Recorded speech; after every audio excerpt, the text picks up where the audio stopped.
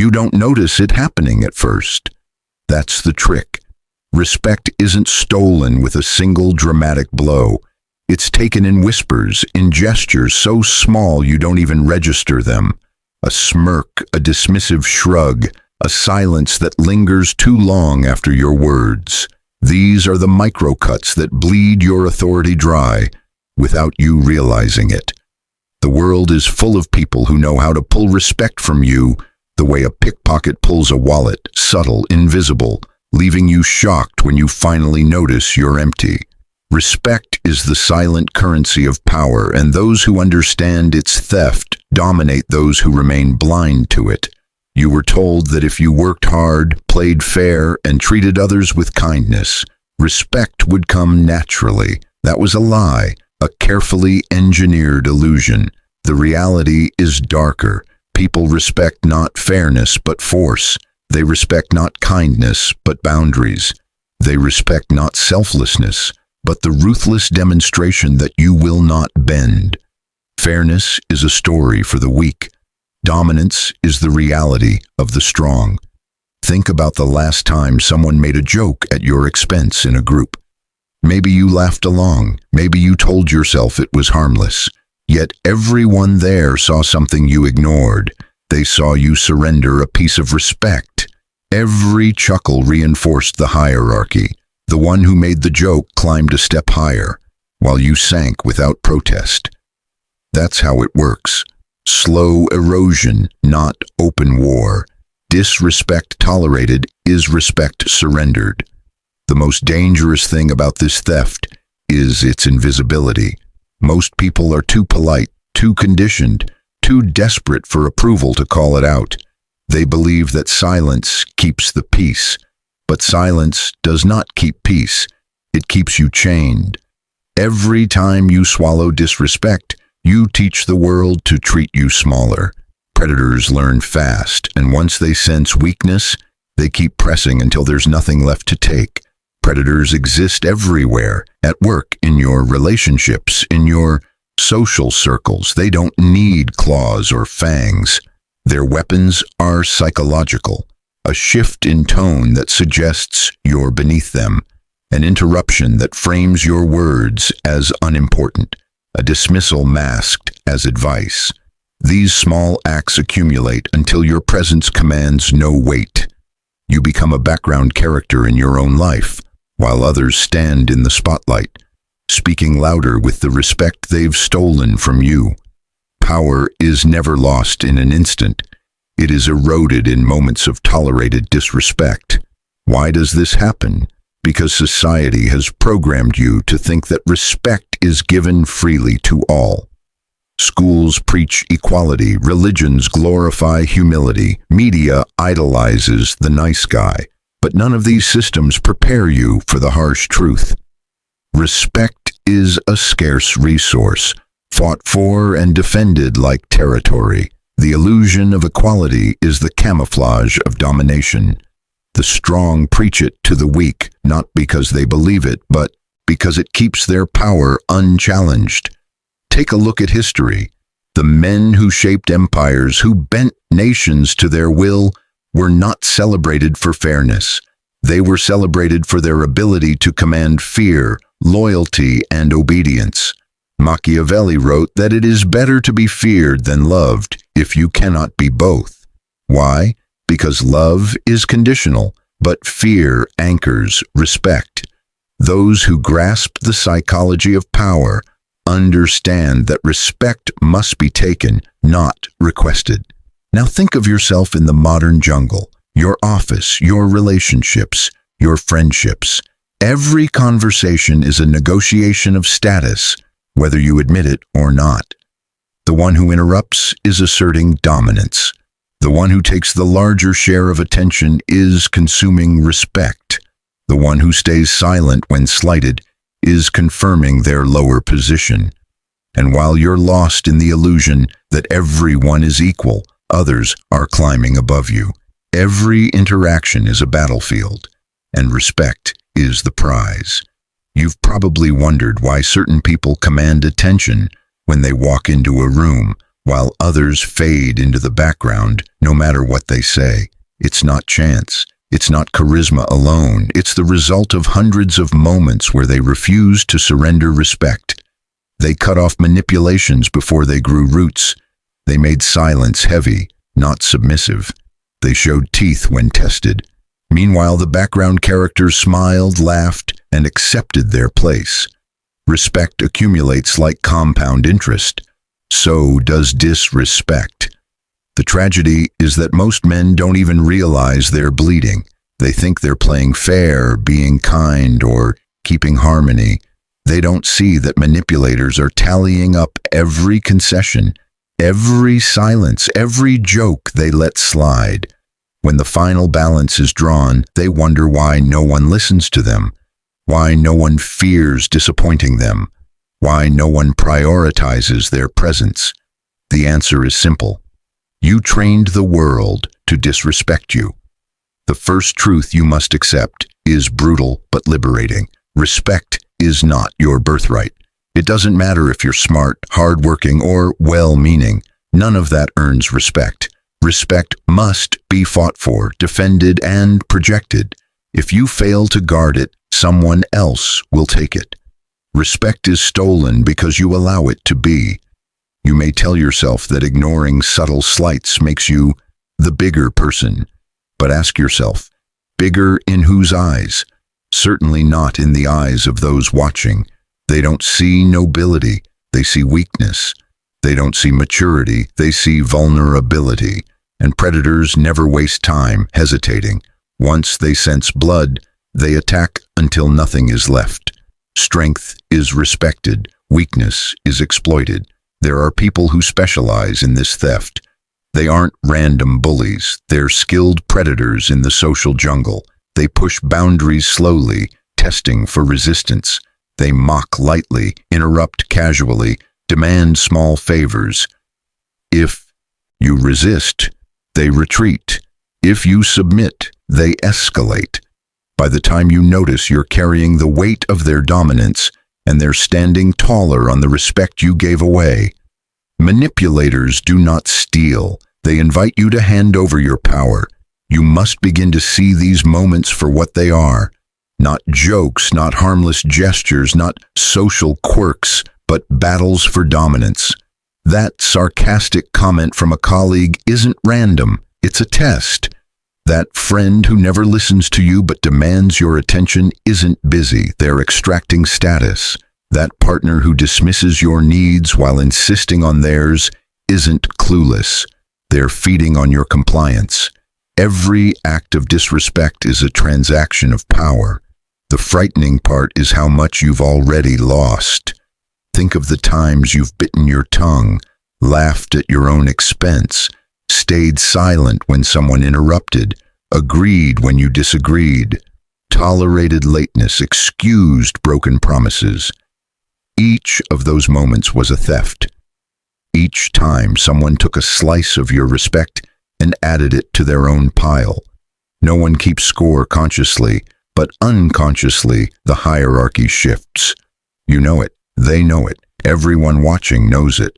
Respect stolen once becomes permission to steal again. But the theft doesn't stop with individuals. Entire systems are designed to strip you of respect. Corporations that demand loyalty but offer none. Governments that preach equality but operate on hierarchy. Institutions that glorify humility so you won't question authority. These structures survive because they condition you to give respect upward while expecting none in return. The powerful thrive by normalizing your submission.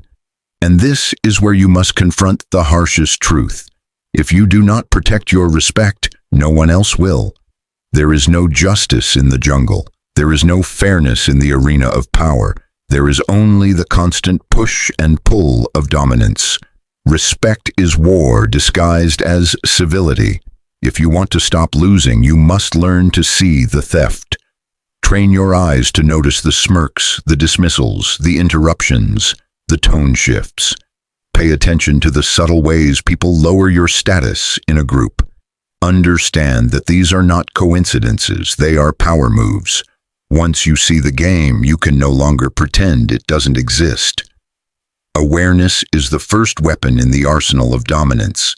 The world is divided into two classes, those who guard their respect with ruthless vigilance and those who bleed it out daily without realizing.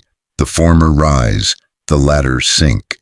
And the difference between the two is not luck or charisma, it's awareness and refusal.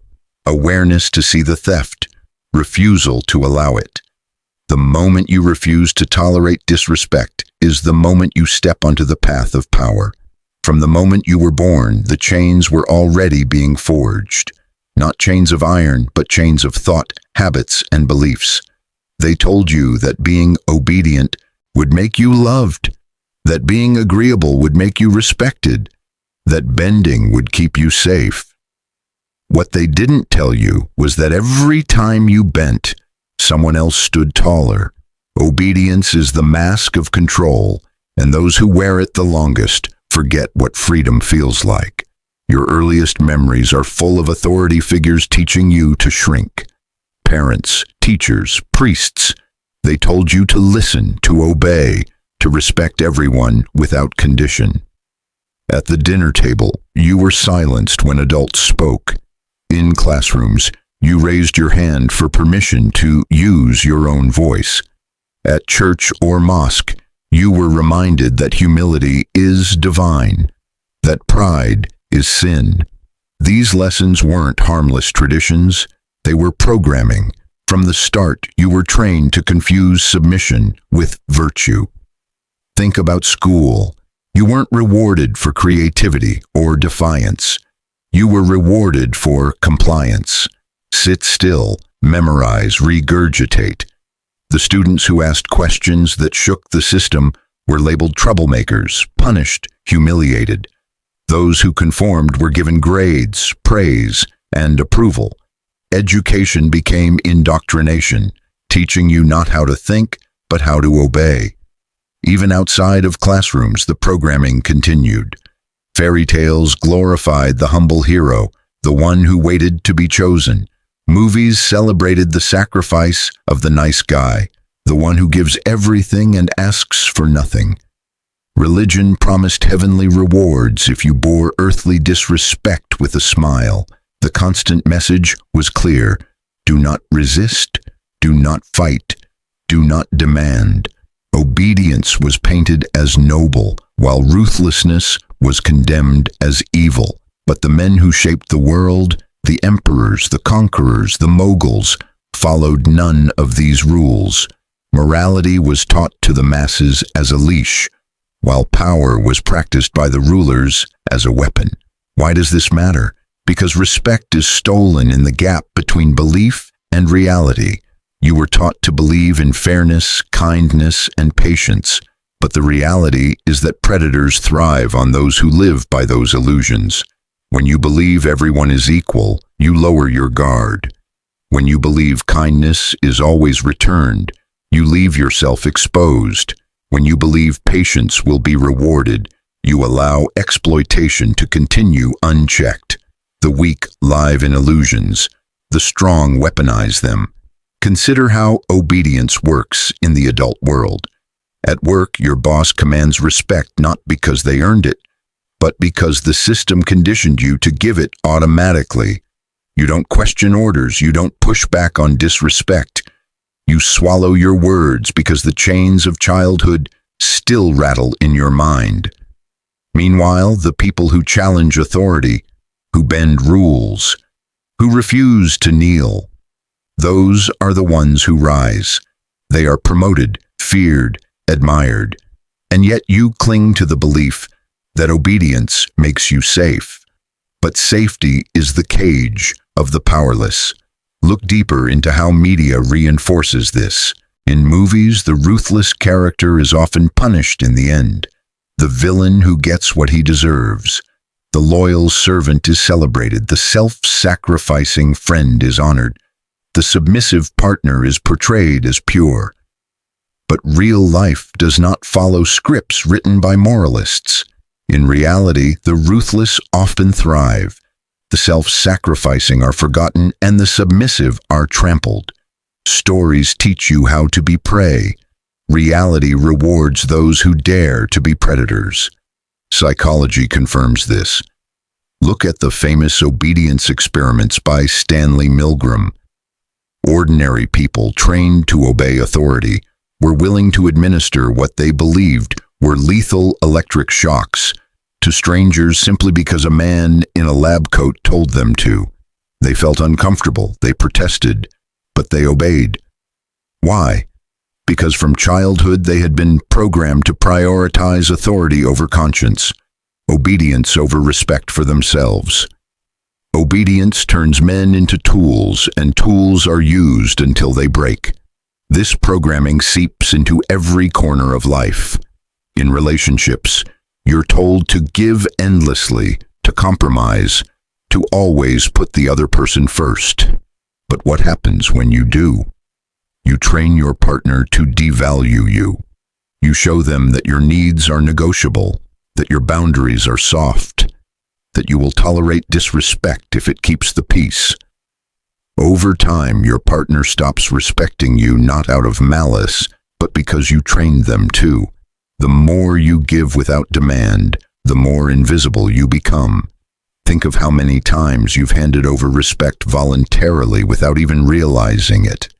When someone interrupts you and you stay silent, when someone is late and you brush it off, when someone mocks you and you laugh along. These are not small things, they are transactions. In each moment, you traded a piece of your authority for the illusion of peace. And every time you do this, you reinforce your own chains. Disrespect tolerated becomes disrespect expected. The harshest truth is that this conditioning feels natural. You've lived with it so long that you confuse obedience with your identity. You tell yourself you're patient, kind, easygoing, but in the eyes of others, you're pliable, predictable, easy to control. They may even like you, but they will never respect you. Likability is the consolation prize for those who surrendered respect. But here's the paradox. The very people who taught you obedience do not practice it themselves. Governments enforce laws on citizens while bending or breaking them in secret. Religious leaders preach humility while demanding worship. Corporations demand loyalty from employees while offering none in return. Parents demand respect from children while rarely giving it back. The rules are for you, not for them. The powerful do not follow the scripts they hand to the powerless. Once you see this, everything changes. You realize that your chains were never about morality or fairness. They were about control. Control that benefits those above you. Control that keeps you from challenging the system. Control that convinces you to hand over your respect without protest. Chains are strongest when you believe they don't exist.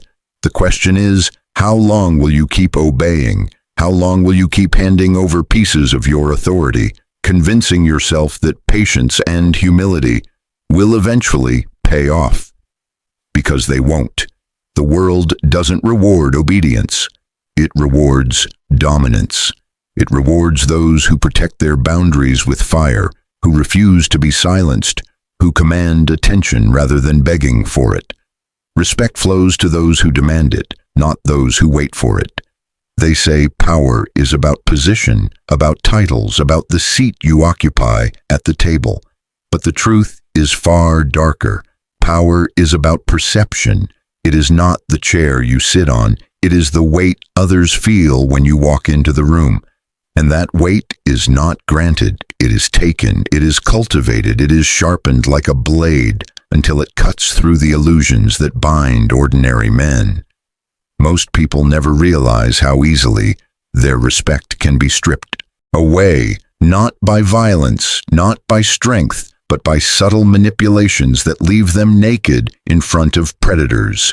This chapter is about those predators and, more importantly, about how to become the kind of predator who is never prey.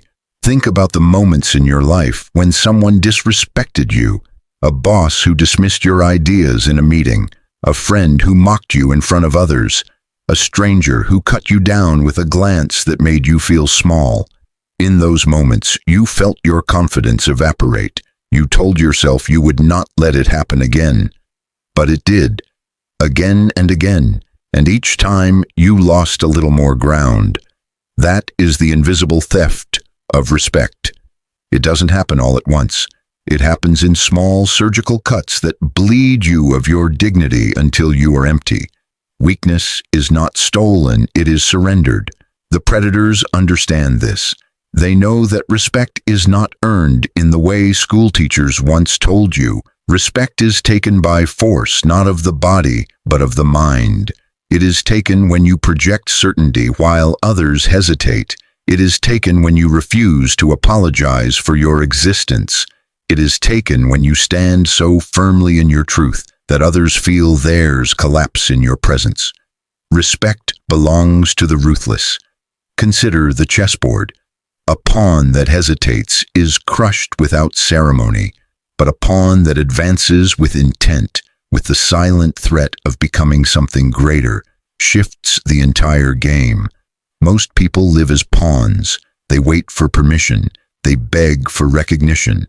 They play by rules designed to keep them small. But predators, they write their own rules. They look at the board and see not what is, but what could be, and they move with a confidence that makes others doubt themselves. Doubt is the currency of manipulators, and they spend it generously. What is respect, really? Strip away the illusions, and you see that respect is not about kindness, nor fairness, nor even competence. It is about dominance. When someone respects you, what they are really saying is, "You have the power to hurt me, and I choose to acknowledge it before you do." This is the secret most men never face. If you want respect, you must be willing to cultivate the aura of danger, of unpredictability, of a mind that others cannot fully control. Respect flows to those who can instill fear without raising their voice. Look around at the world's leaders, CEOs, generals, even the people in your everyday life who command rooms without trying. They do not do it by being liked. They do it by being undeniable. They carry themselves as if they already own the ground others are standing on. That is not arrogance. It is strategy. Confidence is a weapon, and the man who masters it can wound without striking. But the theft of respect begins with small tests. A colleague interrupts you mid-sentence. A friend jokes at your expense. A partner pushes your boundaries. These are not accidents. These are probes. They are the subtle manipulations designed to measure your strength. Fail these tests, and you are marked as prey. Pass them, and you earn a reputation as someone not to be trifled with. Every time you let a slight go unanswered, you write your own obituary in the book of respect. Silence is consent to be disrespected. You must learn the art of strategic response. Not every insult requires rage. Not every slight requires open confrontation. Sometimes the most devastating reply is a pause, a glance, a subtle shift in energy that forces the other to question what they just awakened. This is what Machiavelli understood. It is better to be feared than loved, if you cannot be both. And fear does not always roar. Sometimes it whispers in the spaces where others expected compliance. There is a paradox in respect. If you chase it, it flees. If you demand it, you look weak. If you earn it by pleasing others, it dissolves the moment you fail to please. But if you stand rooted in who you are, if you project certainty without needing validation, respect comes to you as naturally as shadows follow the body. This is the paradox that keeps the weak trapped. They believe respect is something given, when in truth it is something drawn, like iron to a magnet, by the force of inner conviction. Respect cannot be begged, it must be commanded. Consider history's giants. Alexander the Great was respected not because he was fair, but because he was relentless. Napoleon was respected not because he was kind, but because he was brilliant and ruthless. Even modern leaders, those who seem untouchable, carry with them the aura of inevitability. They are respected because they do not bend easily, because they radiate the sense that resistance is futile. This is not charisma, it is not charm, it is the projection of raw willpower.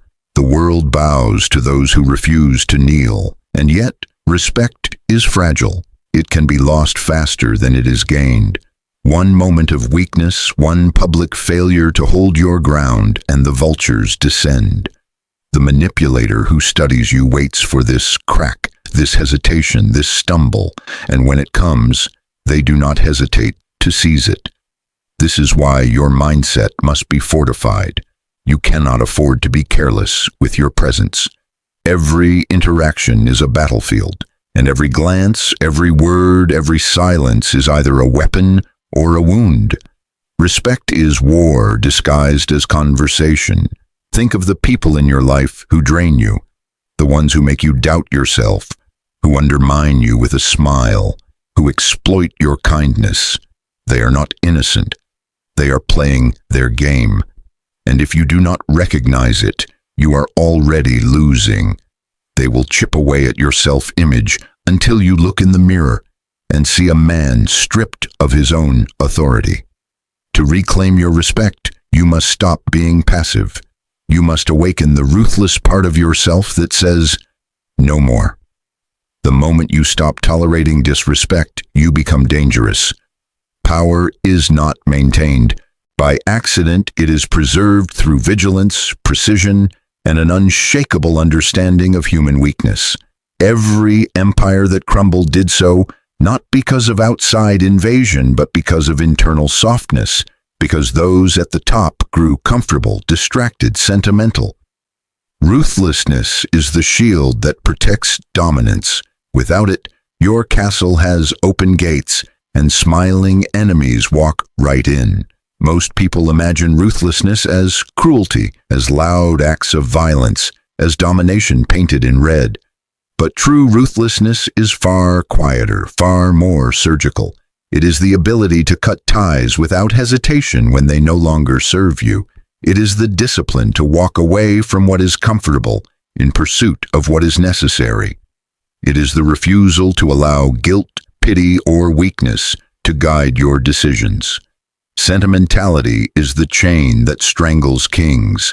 Think of the moments in your life where mercy cost you more than it gained. You forgave someone who betrayed you, and they betrayed you again. You gave someone endless chances, and they used each chance as another knife in your back. You lowered your guard, believing in the illusion of change, only to be reminded that snakes shed skin but not venom. These are not accidents, these are lessons. Every time you allowed softness to dictate your choices, you paid the price in respect, in energy, in authority. Mercy without calculation is suicide.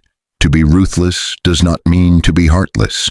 It means to place strategy above emotion, foresight above impulse. The predator that hesitates out of pity starves. The predator that calculates, that takes only the prey it needs and wastes nothing, survives. Ruthlessness is not chaos. It is control. It is the razor's edge that slices through the illusions others live under. Control is the highest form of cruelty. Examine those who dominate industries, politics, even local environments where you live. The common thread is not kindness nor fairness, but the willingness to do what others hesitate to do, to cut costs where others hold on, to fire allies when they become liabilities, to silence threats before they grow teeth, to pivot strategies without mourning what was abandoned. Hesitation is the graveyard of ambition. The world respects winners, not martyrs. You will not be remembered for how fair you were, but for how far you rose. This is not cynicism, it is reality. The ones who preach fairness, equality, kindness as supreme virtues often do so because they lack the spine to seize power themselves. They disguise weakness as morality.